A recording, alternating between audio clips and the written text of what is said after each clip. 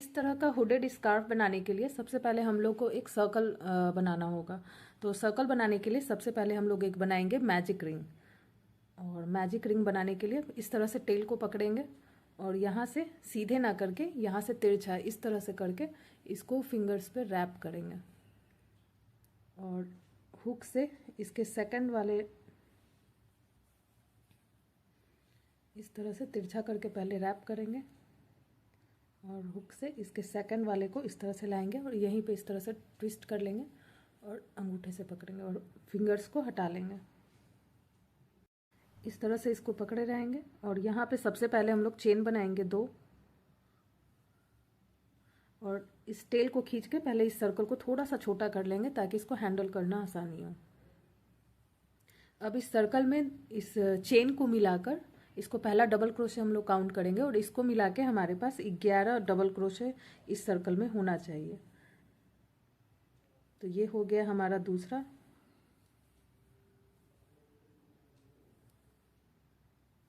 तीन, 4, 5, 6,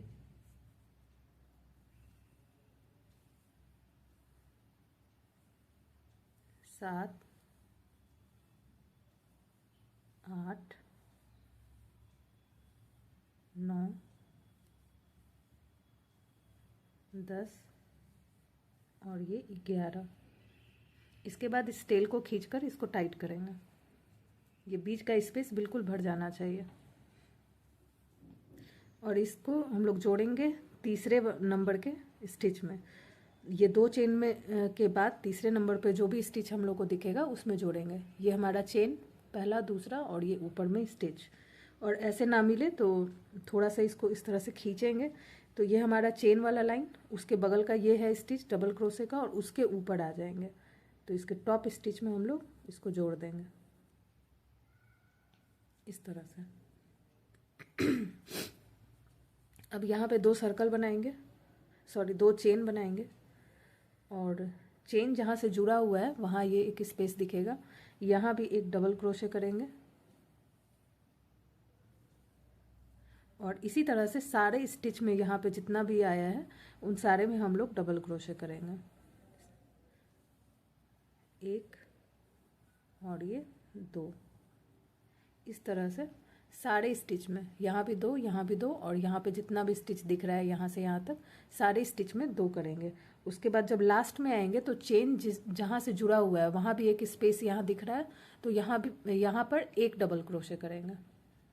राउंड के लास्ट में आ गए और चेन जहाँ से जुड़ा हुआ था वहाँ पे भी हम एक डबल क्रोशे कर दिए हैं। बाकी सारे जगह पे 2-2 डबल क्रोशे और इसको पहले वाले राउंड के तरह ही टॉप स्टिच में यहाँ पे जोड़ देंगे इस तरह से।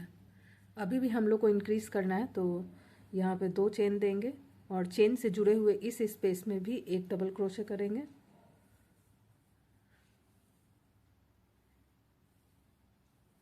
और अब नेक्स्ट स्टिच में एक डबल क्रोशे करेंगे और नेक्स्ट सेकंड स्टिच में हम लोग जो है 2 डबल क्रोशे करेंगे, एक और सेम स्टिच में एक और, तो टोटल हो गया 2 डबल क्रोशे, 2 1 2 और इसी पैटर्न को फॉलो करेंगे। यहाँ 2 हुआ है तो अब इसके नेक्स्ट स्टिच में हमारा एक डबल क्रोशे, फिर इसके नेक्स्ट वाले स्टिच में 2 डबल क्रोशे, एक और सेम स्टिच में एक और 2 इस तरह से 2 1 फिर 2 फिर 1 और ये फिर से 2 और इसी पैटर्न को फॉलो करते हुए यहाँ के सारे स्टिच में यहाँ तक कंप्लीट करेंगे। इस राउंड के भी लास्ट में आ गए और इसको भी बिल्कुल पहले वाले राउंड की तरह ही ख़त्म करेंगे। चेन के बिल्कुल नीचे वाले स्पेस में हमारा एक ही डबल क्रोशे होगा, 2 नहीं करेंगे यहाँ पे और इसको ऊपर टॉप स्टिच में पहले वाले राउंड की तरह ही जोड़ेंगे। फिर यहाँ 2 चेन और फिर से सेम। अब बस अंतर क्या रहेगा कि यहाँ पे जैसे हम लोग पिछले राउंड में किए थे चेन के नीचे वाले स्पेस में एक डबल क्रोशे वैसे ही किए हैं। अब इस राउंड में हम लोग हर तीसरे वाले स्टिच में इंक्रीज करेंगे। इसके पहले वाले राउंड में हर दूसरे में बढ़ाए थे और इस बार हर थर्ड वाले स्टिच में बढ़ाएंगे। तो ये 1 2 और ये तीसरा, और तीसरे में हम लोग को बढ़ाना है, यानी सेम स्टिच में 2 डबल क्रोशा। और यही पैटर्न पूरे राउंड में करेंगे। 1, नेक्स्ट स्टिच में भी 1, और तीसरा वाला जब स्टिच आएगा तो इसमें 2 डबल क्रोशा, 1 और ये 2।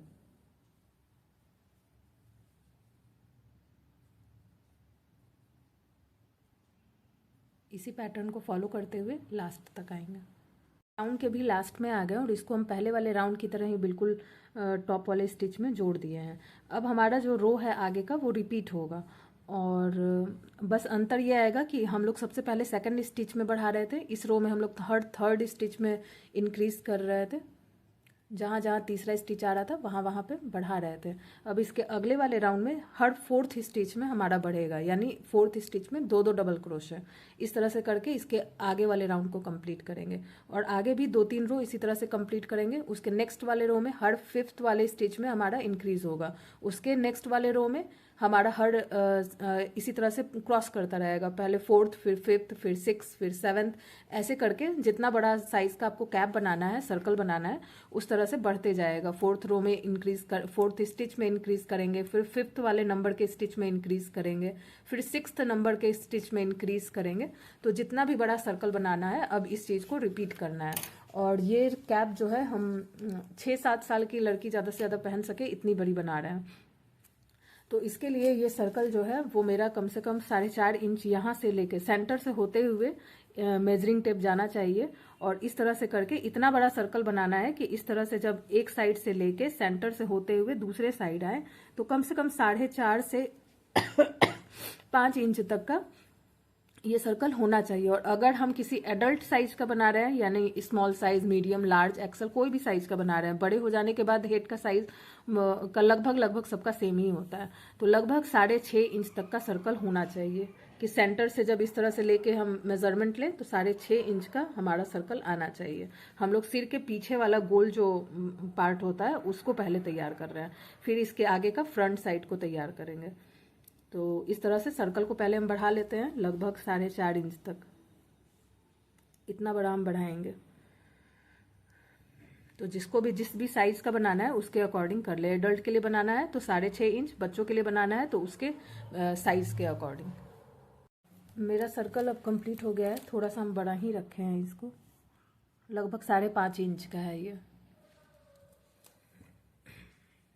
अब यहाँ पे हम लोग फिर से सर्कल ही करेंगे, बस अंतर ये रहेगा कि अब हम लोग यहाँ पे जोड़ेंगे नहीं, क्योंकि ये पीछे का पोर्शन हमारा हो गया।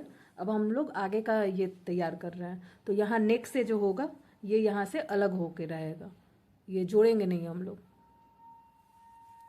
अब यहाँ तक आकर हम लोग बैक होके रिपीट करेंगे। अभी क्या था, सर्कल में हम लोग कर रहे थे, पर अब रिपीट करेंगे। यहाँ तक आएंगे, फिर वहाँ से बैक हो जाएंगे, और फिर यहाँ आकर यहाँ से भी फिर बैक हो जाएंगे इस तरह से।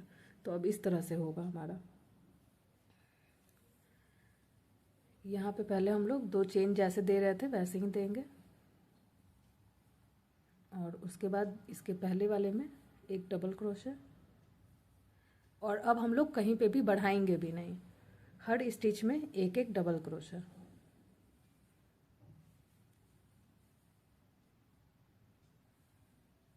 इस तरह से रेगुलर वाला डबल क्रोशे करते हुए इस पूरे सर्कल को कंप्लीट करेंगे और यहाँ तक आएंगे। और हम लोग अब बढ़ाएंगे नहीं, तो उससे होगा क्या कि ये चीज़ अब इस तरह से करके आएगा, टर्न ले लेगा आगे की ओर, फैलने की बजाय आगे की ओर टर्न लेगा। तो अभी इस सर्कल का जितना भी स्टिच है सारे जगह पे एक रेगुलर वाला डबल क्रोशे। राउंड के बिल्कुल लास्ट में आ गए, और ये चेन से नीचे जुड़ा हुआ जो स्टिच था वहाँ पे हम 1 डबल क्रोशे भी किए, बस यहाँ नहीं किए, तो यहाँ पे जोड़ने का काम हम नहीं किए। अब लास्ट में यहाँ पे आके 2 चेन लेंगे और इसको इस तरह से टर्न कर देंगे।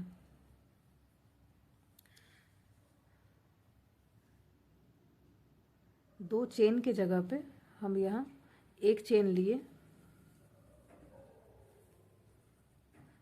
और इसके सबसे पहले वाले स्टिच में यहाँ पे एक सिंगल क्रोशे और इस सिंगल क्रोशे के इस वाले लूप को यूज़ करके एक और सिंगल क्रोशे।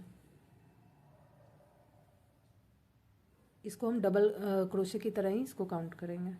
अब बाकी के हर स्टिच में एक डबल क्रोशे।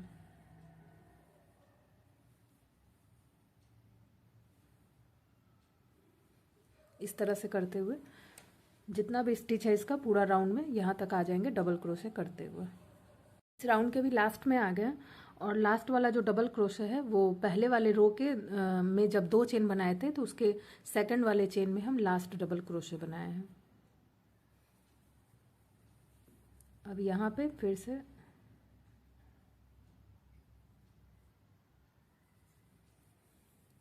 एक चेन देंगे, इसको पलट देंगे और सबसे पहले वाले चेन में यहाँ पे एक सिंगल क्रोशे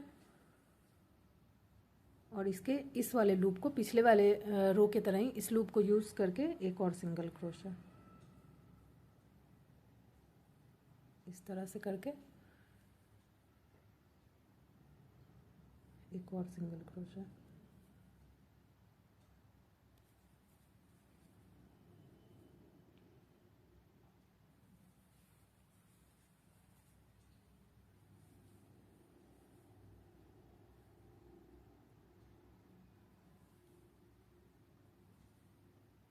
इस तरह से और फिर से अब सेम रो को रिपीट करेंगे और सारे सर्कल में बस डबल क्रोशे।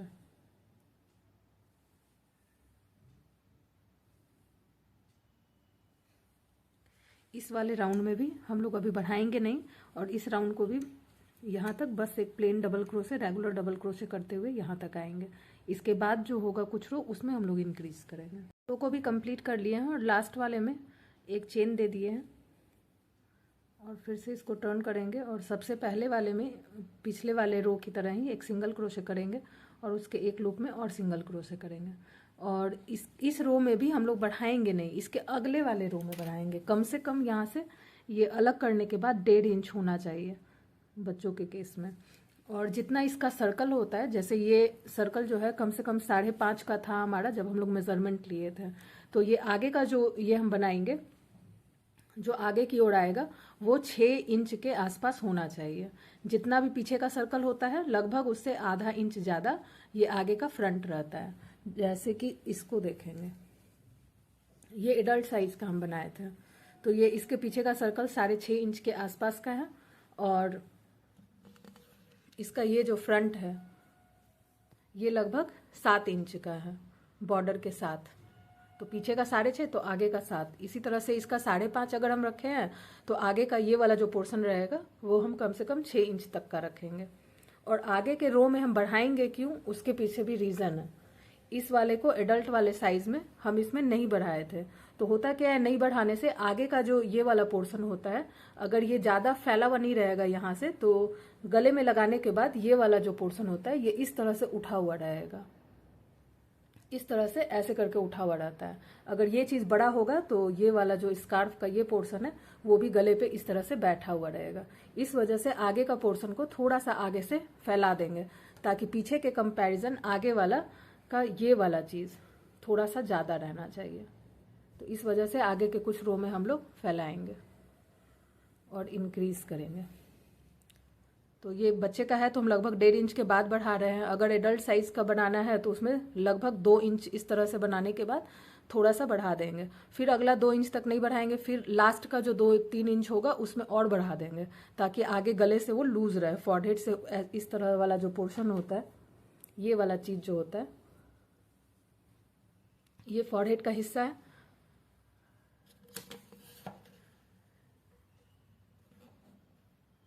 ये है फॉरहेड का हिस्सा, सॉरी पीछे से वो था, इस तरह से है ये कुछ। तो ये है फॉरहेड का हिस्सा और यहाँ आते आते नीचे आते आते थोड़ा सा और फैला हुआ होना चाहिए, तब जाके इसका सही फिटिंग आता है। तो इसका एक रो हम जो है और अभी नहीं बढ़ाने वाले हैं और एक रो को सेम टू सेम रिपीट करेंगे और उसके अगले वाले रो में बढ़ाएंगे। इस रो के भी बिल्कुल लास्ट में आ गए और अब हम लोग इंक्रीज करेंगे। और हमेशा ध्यान रखना है कि इसके लास्ट में हम लोग इस पिछले रो में जो हम लोग एक सिंगल क्रोशे बनाते हैं उसके ऊपर का टॉप स्टिच में हमेशा एक डबल क्रोशे अच्छे से हो, छोड़ना नहीं है उसको, नहीं तो ये वाला चीज़ बिल्कुल अच्छे से नहीं दिखेगा किनारा इसका। एक चेन मेरा लिया हुआ है, पलटेंगे और इसके फर्स्ट वाले स्टिच में यहाँ पे जो है एक सिंगल क्रोशे पहले की तरह ही, और इसके पीछे के लूप में इस तरह से एक और सिंगल क्रोशे। और अब बढ़ाने के लिए नेक्स्ट वाले स्टिच में क्या करेंगे, हम लोग 2 डबल क्रोशे करेंगे। दोनों तरफ कॉर्नर कॉर्नर पे 2 डबल क्रोशे करेंगे, लेकिन बिल्कुल किनारे से एक पहले वाले में करेंगे इस तरह से। और बाकी का बीच का ये जितना भी स्टिच होगा सब में एक ही करेंगे इस तरह से।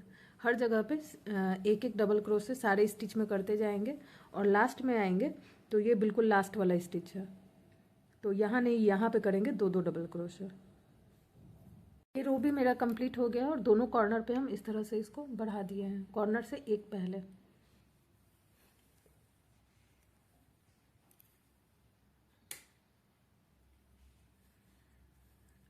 यहाँ पे एक चेन भी ले चुके हैं, इसको पलटेंगे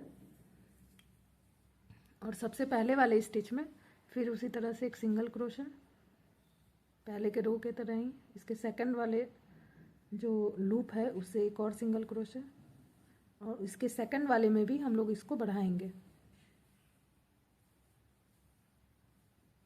और जैसे यहाँ पे हम लोग एक ही स्टिच में 2 डबल क्रोशे यहाँ पे किए हैं, उसी तरह इसके इधर वाले में भी बढ़ाएंगे लास्ट वाले से एक पहले वाले स्टिच में।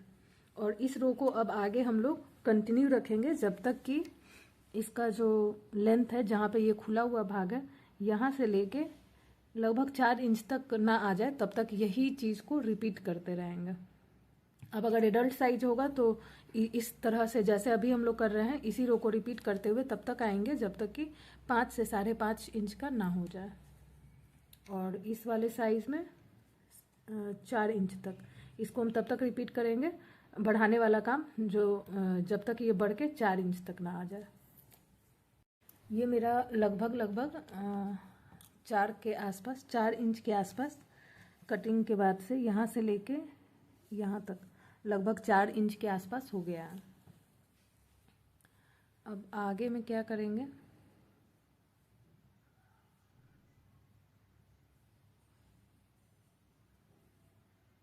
एक चेन मेरा लिया हुआ है, इसको पलट देंगे। अंदर का साइड मेरा ये वाला है। अब हमारा ये जो स्टार्टिंग वाला ये स्टिच है, यहाँ पे हुक को पीछे साइड से ले जाएंगे इस तरह से। ये मेरा एक चेन लिया हुआ, इस तरह से पीछे से लाएंगे और फिर इसके नेक्स्ट वाले स्टिच में ले जाएंगे इस तरह से। ये वाला स्टिच हमारे हुक के ऊपर आ गया, बिल्कुल बैक पोस्ट की तरह, लेकिन इस तरह से हम लोग सिंगल क्रोशे करेंगे। इस तरह से हुक पे 2 आ गया और यहाँ पे इस तरह से सिंगल क्रोशे। और इस वाले रो में हम लोग बिल्कुल नहीं बढ़ाएंगे, इस तरह से ये हो जाएगा कुछ, वापस इसी में ले जाएंगे हुक को वापस इसी जगह में वापस ले जाएंगे ये वाला। और अब इसके नेक्स्ट वाले को अपने स्टिच के हुक के ऊपर लेंगे इस तरह से और बिल्कुल बैक पोस्ट की तरह आएंगे और सिंगल क्रोशे करेंगे। तो ये बैक पोस्ट सिंगल क्रोशे ही है और इस तरह से सारे स्टिच में हम लोग करेंगे। बस ध्यान ये रखना है कि ये काम करने वक्त अंदर जो है ये अंदर वाले साइड से होना चाहिए, बाहर के साइड में कुछ ऐसा होगा। इस तरह से करने से बाहर के साइड में ये वाला स्टिच दिखाई देगा। तो जब ये वाला काम कर रहे होंगे तो ये हमारे सामने होना चाहिए, यानी अंदर की तरफ। तो इसी तरह से करते हुए बिल्कुल इसके लास्ट तक आएंगे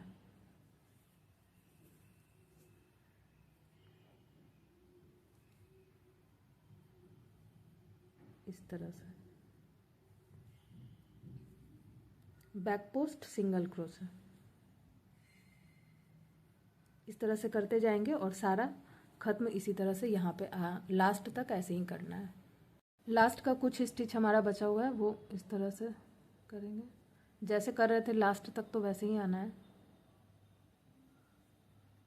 लास्ट के एक स्टिच पहले तक वैसे ही आएंगे।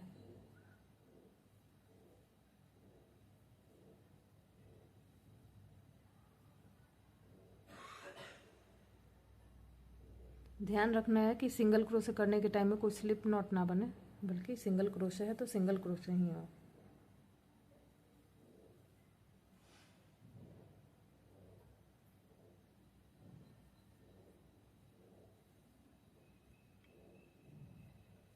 बिल्कुल लास्ट वाले स्टिच को ऐसे करेंगे, यहाँ से इंसर्ट करेंगे और बिल्कुल लास्ट वाला जो साइड में हमारा स्टिच होता था जहाँ हम लोग डबल क्रोशे करते थे उसमें ही हमारा बैक सिंगल क्रोशे होगा। इसमें हमारा होता था लास्ट का डबल क्रोशे, तो अब बैक पोस्ट के लिए भी उसी में जाएंगे।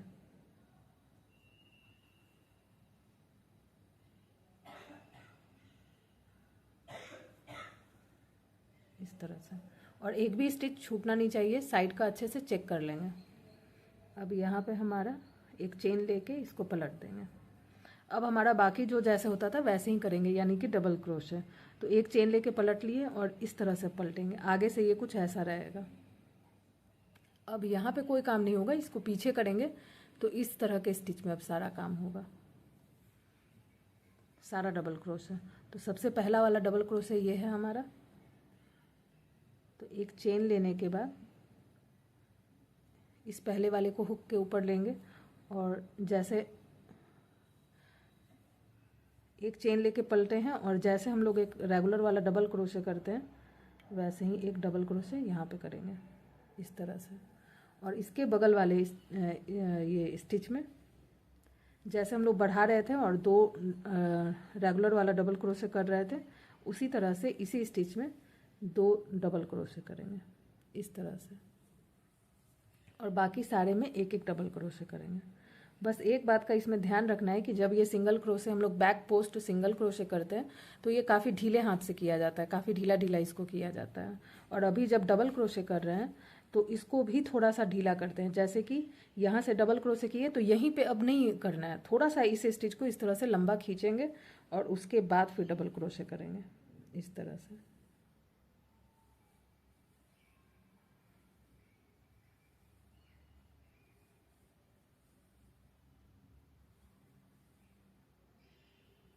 इस तरह से कुछ ये ऐसे दिखेगा यहाँ पे, और ये आगे का स्टिच हो गया और ये पीछे वाले में हमारा सारा डबल क्रोशे यहाँ पे जो दिख रहा है। तो अब सारा डबल क्रोशे सारे बैक वाले स्टिच में रेगुलर डबल क्रोशे करते जाएंगे और यहाँ जब आएंगे तो बिल्कुल लास्ट वाले से एक पहले में फिर बढ़ा देंगे जैसे बढ़ाते थे, और बिल्कुल लास्ट वाले में सिर्फ एक डबल क्रोशे। ओके, बिल्कुल लास्ट में आ गए और बिल्कुल ये लास्ट वाला स्टिच बचा हुआ है, तो ध्यान रखना है कि कोई भी स्टिच छूटे नहीं। और इसके एक पहले वाले में हम दो डबल क्रोशे किए हैं और लास्ट वाले में एक डबल क्रोशे। फिर यहाँ एक चेन देंगे और इसको पलट देंगे, और इसका फिलहाल लुक कुछ ऐसा है।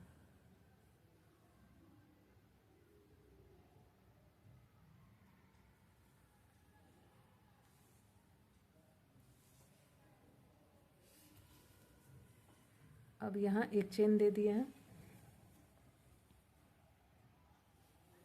और फिर से वही सिंगल क्रोशे जिस तरह से इसके पहले वाले रो में किए थे, बैक पोस्ट सिंगल क्रोशे उसी तरह से पहले वाले स्टिच से ही करेंगे और थोड़ा हल्के हाथ से, ढीले ढीले हाथ से।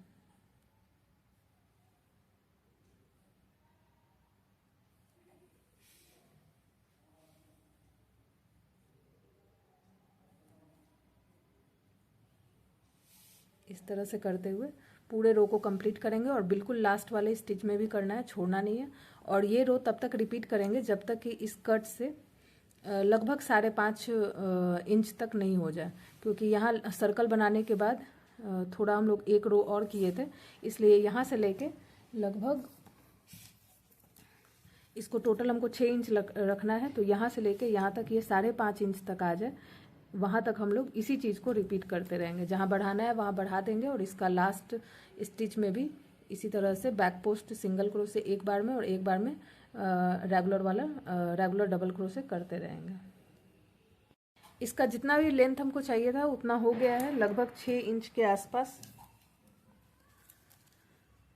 ये कट था, उसके 1 इंच ऊपर से हम लोग मेजरमेंट 1 इंच एक्स्ट्रा किए थे, हम सर्कल बनाए थे। और उसके बाद ये सर्कल था हमारा 5.5 इंच के आसपास और ये पूरा है 6 इंच के आसपास। तो यहाँ से पहले धागा को कट कर देंगे, ऊन को यहाँ से कट कर देंगे पहले।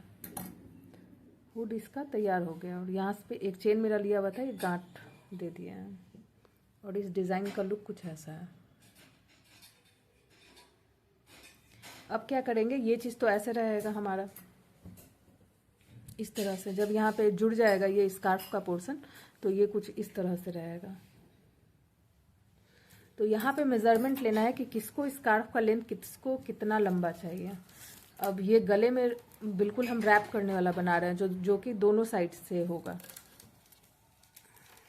तो यहाँ से कितना हम लोग को चेन बनाना है वो यहाँ पे इस तरह से मेजरमेंट ले लेंगे। जैसे यहाँ वाला छोड़ है, यहाँ गले से लपेट के ये पीछे की ओर होते हुए और इस तरह से आगे आना चाहिए। तो कम से कम इतना लंबा तो आना चाहिए। तो इस तरह से इसका मेजरमेंट ले लेंगे या फिर यहाँ से चेन बनाने के बाद भी यहाँ से ले सकते हैं मेजरमेंट। जो भी हम लोग चेन बनाएंगे उसको यहाँ से इस तरह से मेजरमेंट लेंगे। यहाँ से ऐसे रखेंगे और इसको हम लोग गले से आगे की ओर से रैप करते हुए पीछे की ओर लाएंगे। जब भी कोई स्कार्फ पहनेंगे इस तरह का तो ऐसे ही करेंगे। और यहाँ पे कितना लंबा किसको चाहिए उसके हिसाब से देख लेंगे। जैसे इसका अगर हम बात करें तो ये हम लंबा रखेंगे लगभग, यहाँ से मेरा चेन जो जुड़ेगा इस तरह से लगभग इसको हम 17 से 18 इंच तक रखेंगे, यहाँ 18 इंच तक, ताकि इस तरह से रैप करने के बाद भी गले से ये आगे आके कुछ दूर तक यहाँ पे लटके।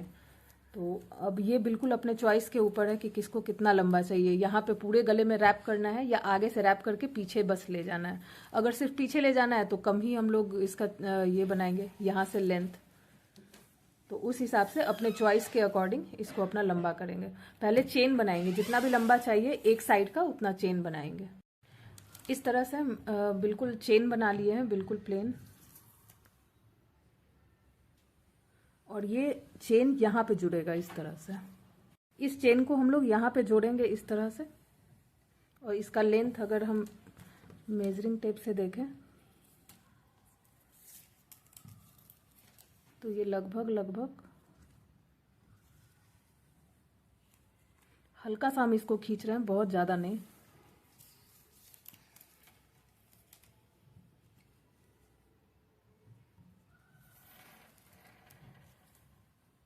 तो लगभग ये 23 साढ़े 23 इंच के आसपास आ रहा है। और इसको हम लोग यहाँ जोड़ेंगे। अब किसी भी साइज के लिए अगर बना रहे हैं तो इस तरह से देख लेंगे। यहाँ पे इसको इस तरह से जुड़ेगा ये और पूरा यहाँ से जुड़ते हुए इसका चौड़ाई नीचे की ओर आएगा और बच्चे के गले में इस तरह से रैप होगा। और रैप करके कम से कम जितना भी आपको नीचे में लंबा चाहिए उस हिसाब से इसका साइज लेते हैं। और जितना हम लोग चेन इधर बनाएंगे उतना ही चेन इधर भी बनाएंगे। अब किसी को अगर एक ही राउंड रैप करना है तो वो छोटा भी कर लेंगे तो चलेगा, तो वो बिल्कुल अपना चॉइस है। अब इतना चेन बनाने के बाद जितना भी चेन बन गया है, जितना भी चाहिए, जैसे मेरा लगभग कितना था 23.5 या 22.5 जो भी इंच था, 22.5 इंच था शायद। तो उतना ही इधर भी हम रखेंगे, उतना ही चेन बनाएंगे जितना 22.5 इंच इधर आ जाए। अब इसको जोड़ेंगे कहाँ पे, कैसे? इसका ये वाला जो साइड है यहाँ से पूरा इसको कनेक्ट करना होगा। तो इस तरह से चेन लेने के बाद इसका जो भी एकदम कॉर्नर वाला स्टिच होगा वो ढूंढेंगे पहले। जैसे इसका कॉर्नर स्टिच ये वाला है, ये वाला है।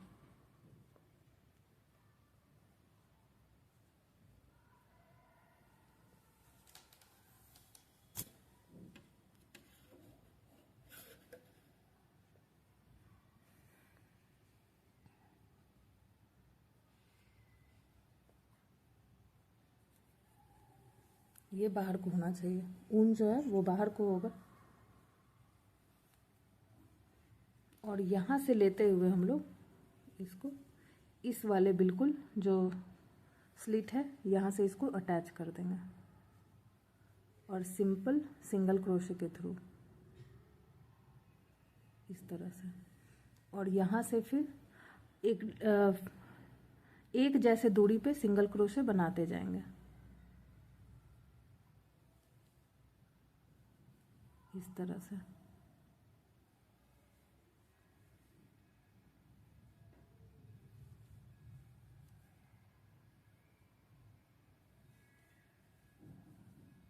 बिल्कुल ढीले ढीले हाथ से करते हुए, सिंगल क्रोशे करते हुए, बिल्कुल सेम डिस्टेंस पे बनाते हुए यहाँ से होते हुए बिल्कुल यहाँ तक आएंगे। और यहाँ से आने के बाद आगे बिल्कुल प्लेन चेन बन जाएगा बिल्कुल इसकी तरह, और उतना ही चेन बनाएंगे जितना यहाँ से यहाँ तक का था।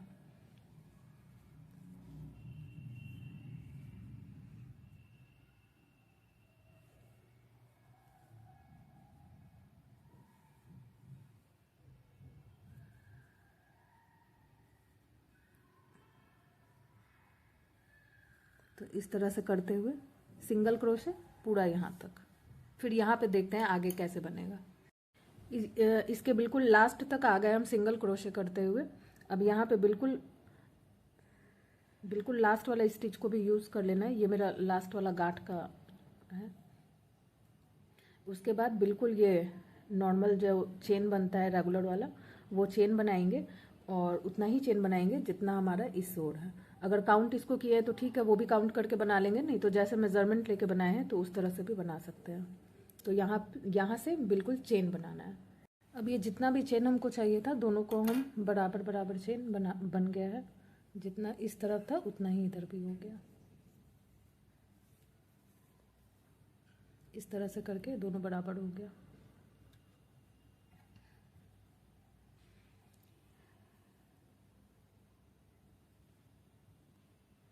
अब ये वाला जो चेन है इसमें से जितना भी हमारा बराबर उस चेन के बराबर हमको जितना लेना था उतना तो हो गया। अब उसके बाद हम 2 चेन एक्स्ट्रा लेंगे जिसको कि हम डबल क्रोशे की तरह लेंगे और तीसरे वाले चेन में एक डबल क्रोशे करेंगे इस तरह से। अब हर चेन में हम लोग डबल क्रोशे करेंगे।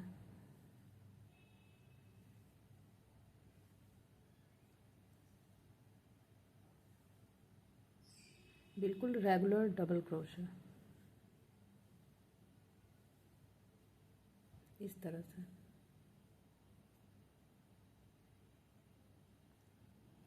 और पूरा चेन में यहाँ से यहाँ तक करने के बाद इसको जो यहाँ से हम लोग स्टिच किए थे सिंगल क्रोशे करके, ये सारे स्टिच में डबल क्रोशे करते हुए इस साइड के चेन में आएंगे और बिल्कुल लास्ट तक इसके डबल क्रोशे कर देंगे पूरा यहाँ से वहाँ तक। डबल क्रोशे करते हुए ये रो भी मेरा कंप्लीट हो गया है और बिल्कुल अब लास्ट वाला स्टिच मेरा बचा हुआ है, तो चेन बचा हुआ है। तो इसमें भी रेगुलर डबल क्रोशे, एक चेन और इसको टर्न करेंगे।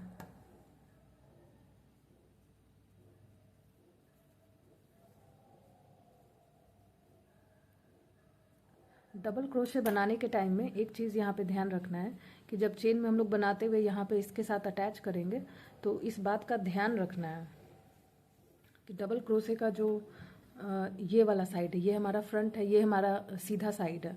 तो डबल क्रोशे भी जो कर रहे हैं वो हमारा सीधा साइड एक तरफ होना चाहिए और अंदर की ओर जो है वो होना चाहिए इसका उल्टा साइड डबल क्रोशे का इस तरह से। तो ये चीज़ का ध्यान रखना है। और किसी का चेन अगर ट्विस्ट हो गया है और ये फ्रंट साइड उल्टे साइड में आ गया है तो कोई प्रॉब्लम नहीं है, फिर से एक रो डबल क्रोशे का कर देंगे ताकि फ्रंट साइड डबल क्रोशे का हमारा सामने आ जाए। उसके बाद डिज़ाइन बनाना आसान हो जाएगा। तो डबल क्रोशे कर लिए, एक चेन ले लिए और अब जैसे हम लोग यहाँ पे ये डिज़ाइन बनाए थे उसी चीज़ को हम लोग करेंगे, जिसमें कि सबसे पहला वाला जो ये वाला स्पेस है यहाँ पे बैक पोस्ट सिंगल क्रोशे इस तरह से, और बिल्कुल हल्के हाथ से करना है, ढीले ढीले इस तरह से आ जाएगा। फिर इस तरह से लेंगे,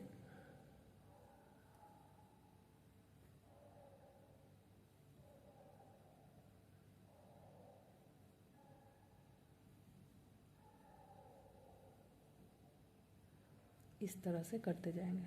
आगे में कुछ इस तरह से दिखेगा, ये अपोजिट साइड है तो यहाँ पे ऐसे दिखेगा।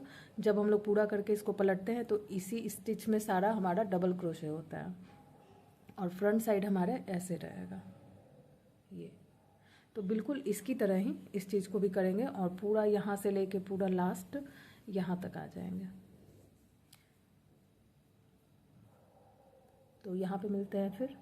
इस राउंड का मेरा बिल्कुल लास्ट हो गया है और बिल्कुल जिस तरह से इसके कैप में यहाँ पे हम लोग किए थे, लास्ट वाले स्टिच को भी यूज़ किए थे बैक पोस्ट सिंगल क्रोशे के लिए, वैसे हम यहाँ 2 चेन वाला जो जगह था वहाँ पे भी उसी तरीके से बैक पोस्ट सिंगल क्रोशे किए हैं। एक चेन टर्न करेंगे और इसके बिल्कुल यहाँ पे नहीं करके इसके पीछे आएंगे, इस तरह से सामने देखेंगे तो यहाँ ये स्टिच है, पीछे करेंगे तो ये स्टिच नज़र आएगा। ये सब यहाँ से शुरुआत होगा और हर स्टिच में डबल क्रोशे करते जाएंगे। एक चेन लेके पलट दिए और सबसे पहला स्टिच जो कि है ये, इसमें एक डबल क्रोशे। अब तो यहाँ कहीं कुछ बढ़ाना है नहीं, तो हर एक स्टिच में एक एक डबल क्रोशे। और डबल क्रोशे लेने वक्त क्या ध्यान रखना है ये भी हम बता चुके हैं कैप का टाइम में, यहाँ पे यूज़ करने के टाइम में।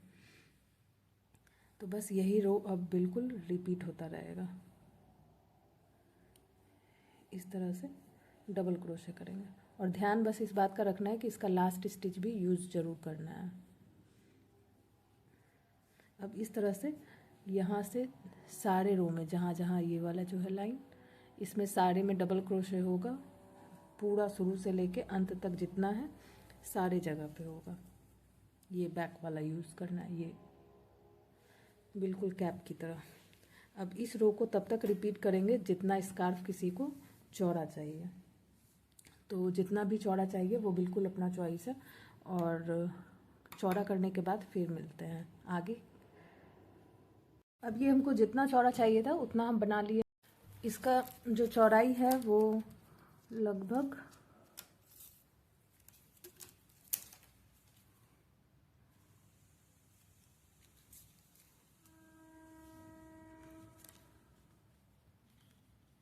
लगभग ये 3.25-4 इंच के आसपास चौड़ा है।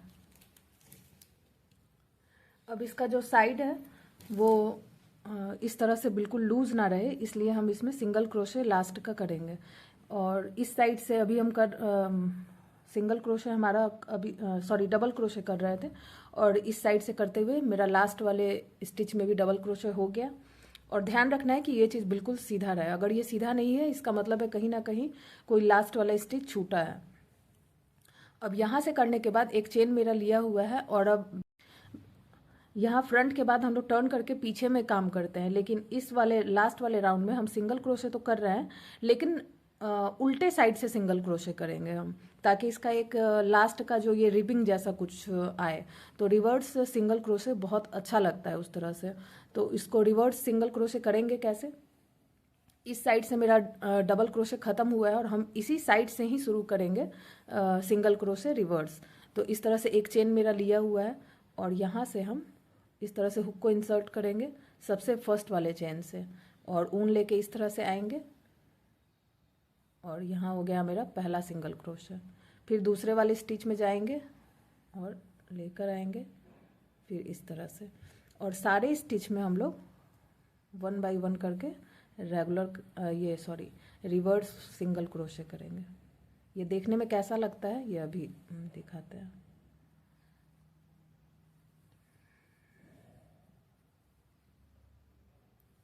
वन बाय वन करके सारे स्टिच में करना है और इसका लुक कुछ ऐसा रहेगा, इस तरह से।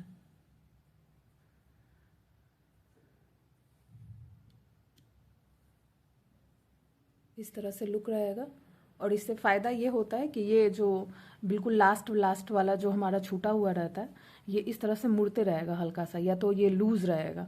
तो इस तरह से कर देने से वो एक साइड का रिबिंग भी हो जाएगा हमारा, और ये देखने में भी बहुत सुंदर लगता है। तो इसी तरह से करते हुए सारे जगह से होते हुए यहाँ पे बैक होते हुए और यहाँ से आते हुए पूरा इस लास्ट कॉर्नर तक हम लोग रिवर्स सिंगल क्रोशे कर देंगे पहले। तो पूरा रिवर्स सिंगल क्रोशे करने के बाद अब आगे देखते हैं क्या होता है। इस रो के बिल्कुल लास्ट में आ गए हैं। इस तरह से इसका लुक कुछ आ रहा है।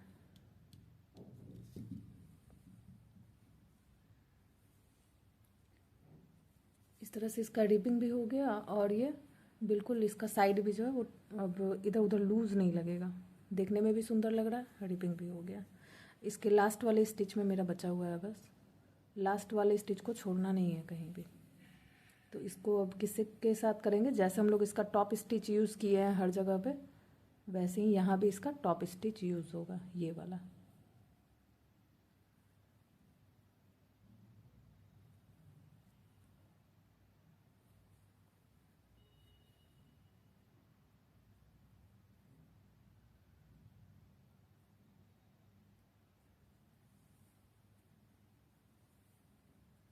इस तरह से, और इसको कट कर देंगे, उनको गांठ लगा देंगे यहाँ पे टाइट। और अब इसी तरह से इस वाले साइड का छोर भी हम लोग रिवर्स सिंगल क्रोशे करेंगे, और यहाँ से होते हुए इसका फ्रंट साइड में भी करते हुए, इसके फ्रंट साइड से करते हुए और बिल्कुल इस छोर के लास्ट तक आ जाएंगे। और इस वाले साइड में बस नहीं करेंगे क्योंकि यहाँ तो वैसे भी इसका ये फ्रिल जो है वो हम लोग डालेंगे यहाँ पे, तो उसमें वो कवर हो जाएगा। इसके लास्ट तक हम रिवर्स सिंगल क्रोशे कर दिए हैं और इसका लुक कुछ ऐसा है, और ये बहुत सुंदर लगता है सामने से।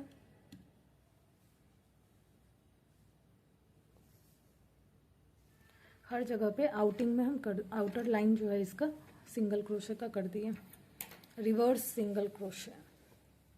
इस तरह से हो गया सामने से।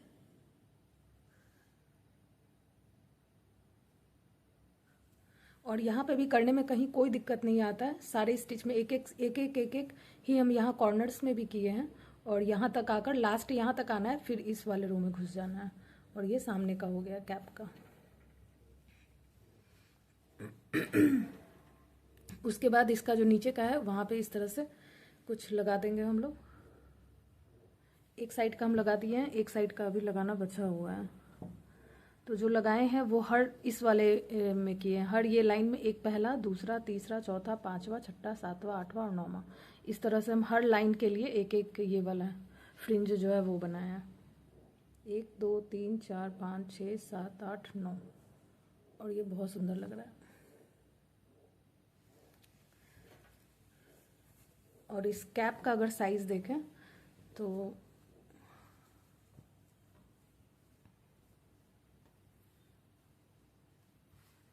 इस तरह से ये कुछ है शेप। आगे के साइड आकर ये थोड़ा सा इस तरह से फैला हुआ है, और ऐसा ही होना चाहिए। अगर ये चीज़ यहाँ से ज़्यादा नहीं होगा, इस तरह से बराबर में रहेगा, तो ये हर जगह स्कार्फ को इस तरह से लिए हुए रहेगा, जो कि सही नहीं लगता। तो ये बिल्कुल सही है। अब लास्ट काम ये है कि यहाँ पे हम लोग को इसके लिए हम कट करके एक साइज़ का रखे हुए हैं, और इसमें से हम हर 5 या 6 जिसको जैसा मन है अपना ले सकते हैं।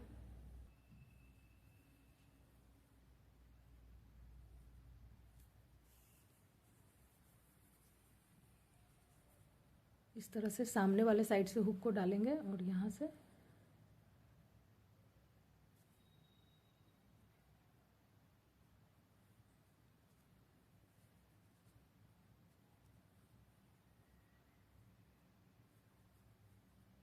इस बार सारा आ गया है।